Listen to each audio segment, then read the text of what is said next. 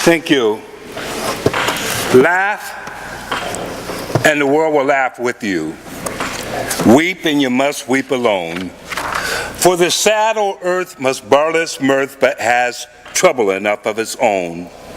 Sing, and the hills will answer. Sigh, it is lost in the air. For the echoes are bound to a joyful sound, but they shrink to a voice in care. Feast, and your halls are plenty. Fast, and the world will go by. Succeed and give will help you live, but no man will help you die. There's room in the halls of pleasure for long and lordly trains, but one by one we must all walk on through the narrow aisles of pain. It's easy to stand and speak when the world is standing behind you, when you have a number of people patting you on the back. But oftentimes when you take the road of integrity, you have to walk it alone. And our politicians sometimes are so preoccupied with the masses of people getting their endorsements rather than having God Himself endorse them.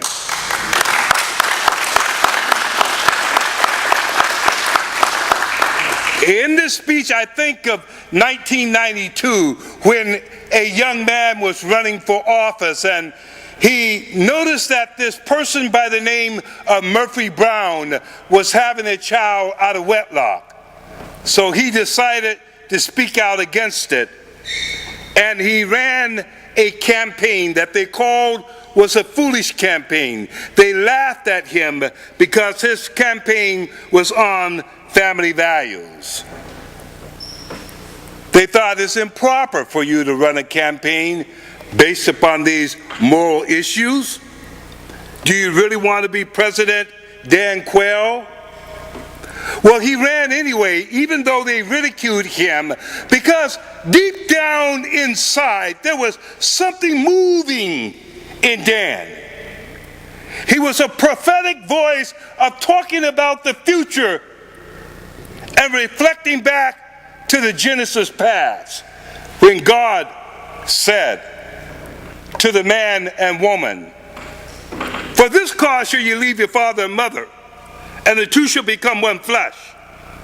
And I want you to multiply and replenish the earth. You see, sometimes our politicians get so involved with the money issues that they forget the moral issues. They're talking about smaller government.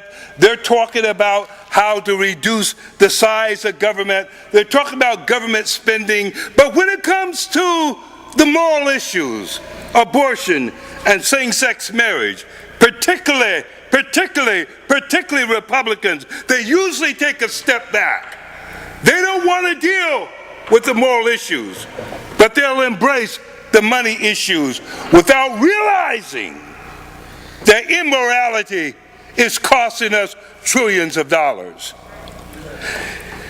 We started in Genesis where God established family through the man and a woman.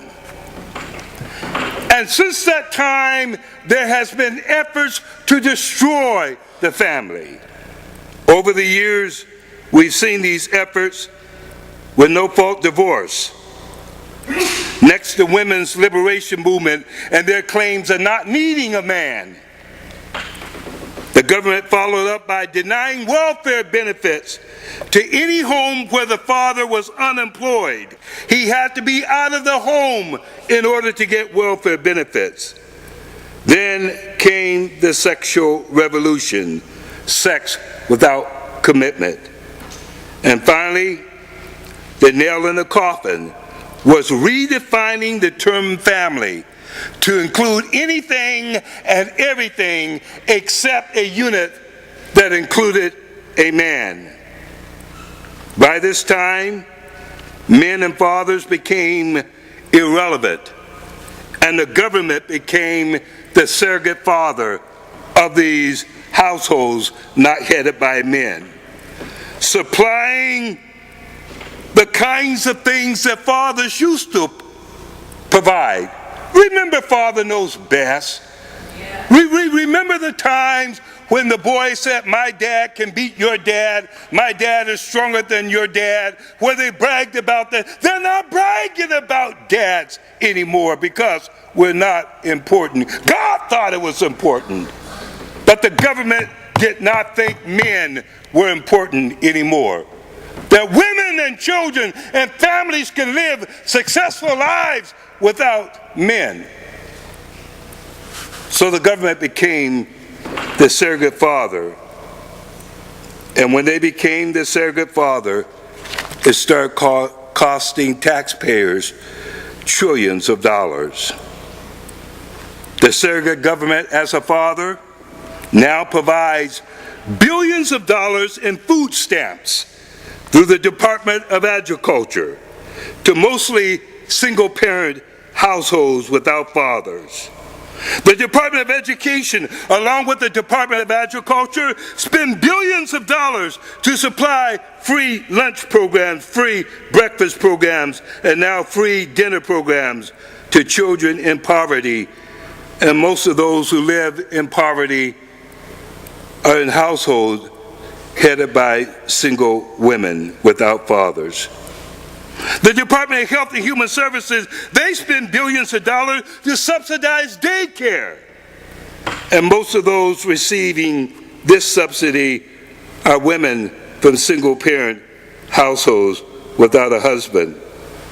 That same department spends trillions of dollars in Medicaid for the poor, because most of these individuals are from single-parent households headed by women. Then the Department of HUD, they spend billions of dollars on Section 8 housing directed at households headed by single-parent women. The Department of Education spends billions of dollars to hire counselors for troubled teens, security guards, and metal detectors for those schools located in high-crime neighborhoods. And most of these neighborhoods consist of homes without fathers. And our schools in America today have become the second most dangerous institution in America, only second to our prisons. The Department of Justice spends hundreds of billions of dollars in hiring more police officers, more prosecutors, more judges, and to build more prisons to house the growing number of gang members and other young criminals. And every study shows that most of the prison population is made up of men and women who grew up without a loving father in the household. The prison industry has become so profitable that major corporations like Westinghouse and RCA are now contracting to run them. The FDA, the Food and Drug Administration, they're spending billions of dollars to approve more drugs to help deal with the stress and the antisocial behavior of young people. Most of them come from single-parent households where there is no father. The Drug Administration, they're spending billions of dollars to target millions of young men and women who are selling drugs. Many of these young men and women either grew up without a father or they grew up with a father who sold drugs. Many experts quietly confess that many gay men and women come from households without a father or without a loving father, thus proving that Dan Quayle was right in 1992 that family values make all the difference in the world. And when the government became the surrogate father, trillions and trillions and trillions of dollars are spent just because these so-called smart politicians will not honor what the Bible says, that a family consists of a loving mother and a loving father to raise loving children. We didn't have these kind of problems in the black community, when most of our households were headed by a mom and a dad. We didn't have those problems.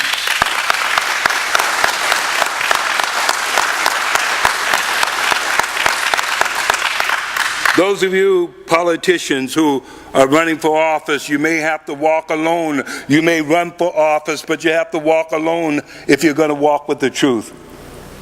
You have to stand for the principles.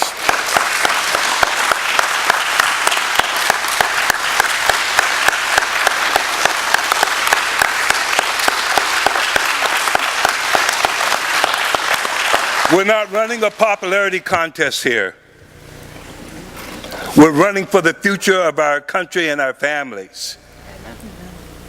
Our children and the future, our grandchildren and great-grandchildren, their future is in jeopardy because we have weak politicians that want to go with these immoral kinds of issues and don't have the backbone to stand up and say, this is not right today, it wasn't right yesterday, and it won't be right tomorrow. I will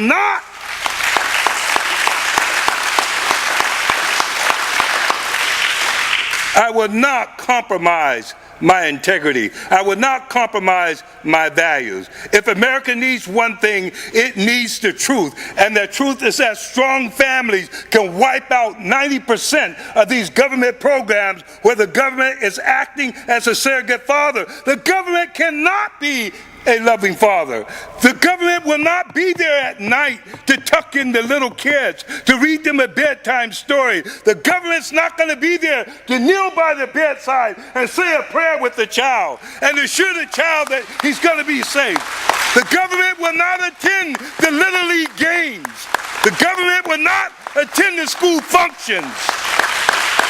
The government cannot replace what God put in the system. Amen. For this cause shall father leave his mother and father and cling to his wife, and they shall be one. It's time for us to tell the truth, the whole truth, and nothing but the truth, so help us God. When Obama, as I told you before, lied and said America was a racist nation, and none of the black ministers would stand up and say this nation was never a racist nation. Obama, your party was racist, but not this nation. So I wrote a book to document that America was never a racist nation, Mr. Obama. Your party was a racist nation.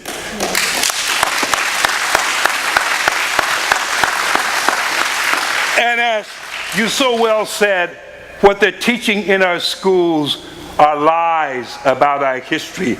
Our kids don't grow up being proud. They even have modern day people making fun of Ozzie and Harriet and Leave It to Beaver, shows that showed two-parent families and working with the children. It's a joke now. At one time it was not a joke. Our children in our public schools and even in home schools and private schools need to know the truth. So I feel that we need to write curriculum, and this is my book coming out this fall, Teens and Young People Who Impacted the World, to talk directly to young people, to bypass the teachers, to let them know some truths about our history and our nation and the great men and young women who made tremendous contributions to make this the greatest nation on God's earth. And so to you politicians who sometimes feel weak and you want to give up and you feel like you can't make the stand, let me leave you with this.